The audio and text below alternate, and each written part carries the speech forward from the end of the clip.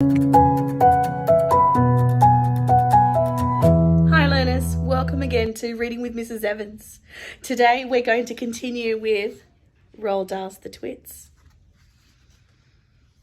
Last time we left off, we were talking about the roly-poly bird coming to the rescue. Learners, I have a really funny story to tell. Mrs. Evans made a brilliant mistake. So it's the afternoon and I was just doing some editing to put the next episode together on YouTube. And I was so excited to read the story, I missed a whole chapter, which means you kind of get the low-grade, lo-fi version of me reading it because I just want to get this chapter done so you can hear it and enjoy it and then put it together with the rest of the story. So if I change clothes suddenly and I'm in a different part of my house and it's a different day, or in fact it actually looks like day, you'll know why. All right, so let's get to it. The roly-poly bird to the rescue. Mugglewump and his family longed to escape from the cage in Mr. Twit's garden and go back to the African jungle where they came from.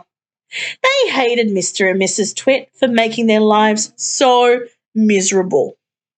They also hated them for what they did to the birds every Tuesday and Wednesday. "Fly away, birds!" they used to shout, jumping about in the cage and waving their arms. "Don't sit on the big dead tree! It's just been smeared all over with sticky glue! Go and sit somewhere else!"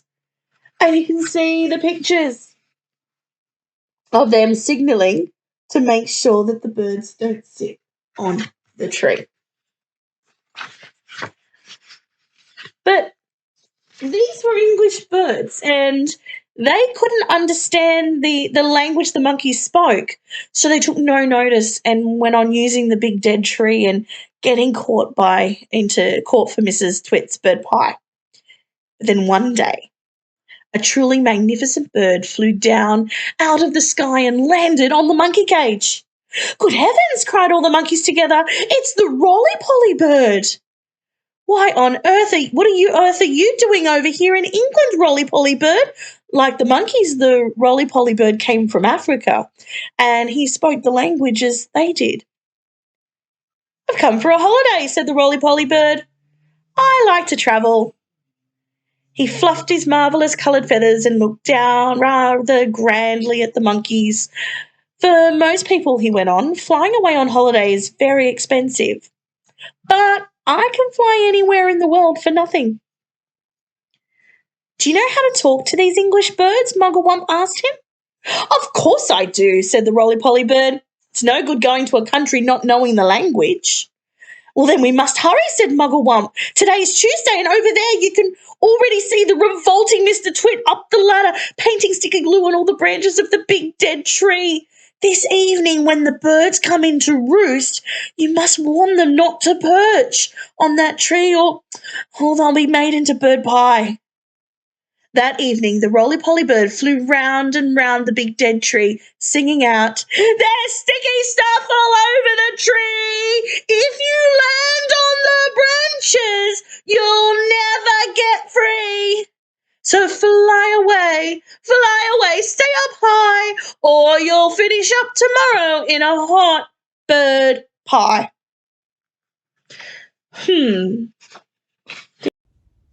No Bird Pie for Mr. Twit is the title of the next chapter. The next morning, when Mr. Twit came out with his huge basket to snatch all the birds from the big dead tree, there wasn't a single one on it. They were all sitting on top of the monkey cage. The roly-poly bird was there as well, and Mugglewump and his family were inside the cage, and the whole lot of them were laughing at Mr. Twit. Still, no bird pie for Mr. Twit. Mr. Twit wasn't going to wait another week for his bird pie supper. He loved bird pie. It was his favourite meal, so that very same day he went after the birds again. This time he smeared all the top bars of the monkey cage with sticky glue, as well as the branches of the big dead tree. "Now I'll get you," he said, "whichever one you sit on." And there he is, at the top, putting the glue. The monkeys crouched inside the cage watching all this, and later on, when the roly-poly bird came swooping in for an evening chat, they shouted out, "Don't land on our cage, roly-poly bird! It's covered in sticky glue! So is the tree!" And that evening, as the sun went down and all the birds came in again to roost, the roly-poly bird flew round and round the monkey cage and the big dead tree, singing out his warning. "There's sticky stuff now on the cage and the tree. If you land on either, you'll never get free. So fly away, stay up high, or you'll finish up tomorrow in a hot bird pie." Tricky bird. Mr. and Mrs. Twit. Dear, we wouldn't do this these days. Mr. and Mrs. Twit go off to buy guns. The next morning, when Mr. Twit came out with his huge basket, not a single bird was sitting on either the monkey cage or the big dead tree. Yes! They were all perched happily on the roof of Mr. Twit's house. The roly-poly bird was up there as well, and the monkeys were in the cage, and the whole lot of them were hooting with laughter at Mr. Twit. "Oh, wipe that silly laugh off your beaks," Mr. Twit screamed at the birds. "I'll get you next time, you filthy, feathery frumps. I'll wring your necks, the whole lot of you, and have you bubbling in pot for bird pie before this day is out." He's a bit angry. But there they all are, sitting on top of his house. "How are you going to do that?" asked Mrs. Twit, who had come outside to see what all the noise was about. "I won't have you smearing sticky glue all over the roof of our house." Mr. Twit got very excited. "Oh, I've got a great idea," he cried. He didn't bother to keep his voice down because he didn't think that the monkeys could understand. "We'll both go into town right away and we'll buy a gun each," he shouted. "How's that?" "Brilliant!" cried Mrs. Twit, grinning and showing her long yellow teeth. "We'll buy those big shotguns that spray out 50 bullets or more with each bang." "Exactly," said Mr. Twit. "Lock up the house while I go and make sure the monkeys are safely shut away." Mr. Twit went over to the monkey cage.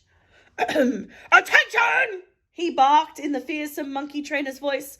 "Upside down, all of you, and jump to it. One on top of the other, quick. Get on with it, or you'll feel Mrs. Twit's stick across your backsides." It was rather mean. Obediently, the poor monkeys stood on their hands and clambered one on top of the other, with Mugglewump at the bottom and the smallest child at the very top. "Now stay there till we come back," Mr. Twit ordered. "Don't you dare move, and don't overbalance.